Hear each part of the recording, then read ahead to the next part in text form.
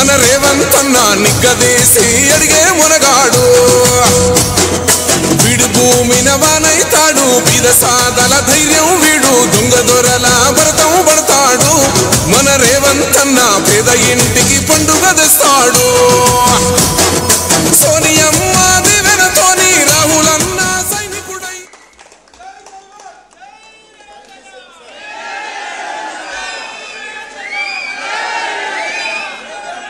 మిత్రులారా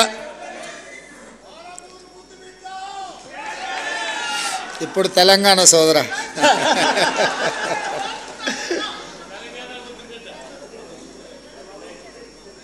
Jawaharlal Nehru journalist society ఆధ్వర్యంలో ఆనాడు డాక్టర్ వైఎస్ రాజశేఖర రెడ్డి గారు ఈ సమాజానికి పట్టిన రుగ్మతలను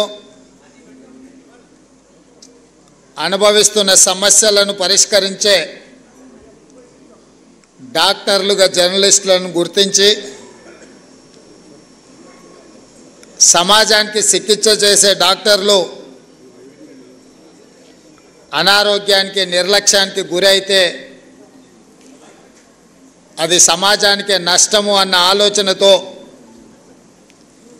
ఆనాడు జర్నలిస్ట్ మిత్రులందరికీ కూడా ఇంటి స్థలాలు కేటాయించాలని డాక్టర్ వైఎస్ రాజశేఖర రెడ్డి గారు శ్రీమతి సోనియా గాంధీ గారి నేతృత్వంలో నిర్ణయం తీసుకోవడం జరిగింది. సరే, ఆనాటి నుంచి ఈనాటి వరకు జరిగిన పరిణామాలు నేను పెద్దగా వివరించదలసిన అవసరం లేదు, మీకు అందరికీ తెలుసు. కానీ ఈరోజు ఒక పండగ వాతావరణంలో 1100 మంది జర్నలిస్టు కుటుంబ సభ్యుల సమక్షంలో నిలబడి ఈ సమస్యకు శాశ్వత పరిష్కారం చూపించిన సహచార మంత్రివర్గ సభ్యులు పొంగులేటి శ్రీనివాసరెడ్డి గారు,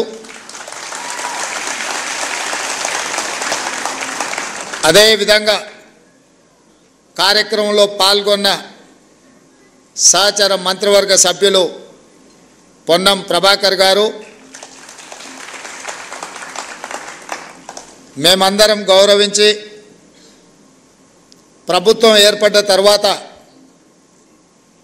నేను తెలంగాణ రాష్ట్రానికి ముఖ్యమంత్రి కావాలని ఎంత బలంగా అనుకున్నానో ప్రెస్ అకాడమీ చైర్మన్గా శ్రీనివాసరెడ్డి గారిని కూడా నియమించాలని అంతే బలంగా నేను ఆనాడు భావించిన.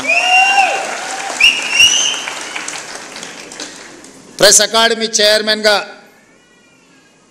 పెద్దలు శ్రీనివాసరెడ్డి గారు ఈనాడు ఈ కార్యక్రమాన్ని ఏర్పాటు చేసి ఇందులో పార్లమెంట్ సభ్యులు చామల కిరణ్ రెడ్డి గారు, శాసన సభ్యులు మల్రెడ్డి రంగారెడ్డి గారు, వేం నరేందర్ రెడ్డి గారు, నగర ప్రథమ పౌరురాలు గద్వాల విజయలక్ష్మి గారు, అదేవిధంగా డిప్యూటీ మేయర్ శ్రీలత గారు, ఐఎన్పిఆర్ కమిషనర్ హనుమంతరావు గారు, సోదరులు పాత్రికేయ మిత్రుడు దేవులపల్లి అమర్ గారు, వేదిక మీద ఉన్న పెద్దలు, తెలంగాణ సమాజానికి ప్రతినిధులుగా ఉన్న జర్నలిస్టు కుటుంబ సభ్యులందరికీ కూడా ఈ సందర్భంగా అభినందనలు తెలియజేస్తున్నాను. ప్రతి సమస్యకు ఏదో ఒక పరిష్కారం ఉంటుంది. పరిష్కారం గొప్పగా ఉండొచ్చు, పరిష్కారం మామూలుగా ఉండొచ్చు. కానీ పరిష్కరించవలసిన వ్యక్తులు బాధ్యతాయుతంగా వ్యవహరించినప్పుడే ఆ సమస్యకు పరిష్కారం దొరుకుతుందని చెప్పి నేను బలంగా నమ్ముతాను. ఉమ్మడి రాష్ట్రంలో తెలంగాణ రాష్ట్ర ఏర్పాటు అనేది ఒక పెద్ద సమస్య, జటిలమైన సమస్య, చిక్కుముడి లాంటి సమస్య. అంత జటిలమైన చిక్కుముడి లాంటి సమస్యకే కాంగ్రెస్ పార్టీ పరిష్కారం చూపించి తెలంగాణ రాష్ట్రాన్ని ఏర్పాటు చేసింది. మరి పండిత్ జవహర్లాల్ నెహ్రూ గారి పేరు మీద ఏర్పాటు చేసిన ఈ సంఘము, ఈ భూ కేటాయింపు పండిత్ జవహర్లాల్ నెహ్రూ వారసులుగా శ్రీమతి సోనియా గాంధీ గారి ప్రతినిధులుగా ఈ సమస్యను పరిష్కరించడం మా బాధ్యత అని మేము భావించి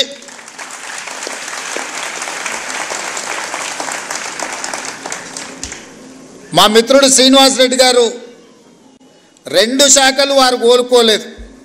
రెవెన్యూ శాఖ వారు కోరుకోలేదు, I&PR శాఖ వారు కోరుకోలేదు. ఈ రెండింటిని నేనే వారిని తీసుకోవాలని చెప్పి ఢిల్లీలో చెప్పి వారికి శాఖలను కేటాయించిన వారు ఆ 2 శాఖలను ఉపయోగించి ఈరోజు మీ సమస్యకు పరిష్కారం చూపించారు.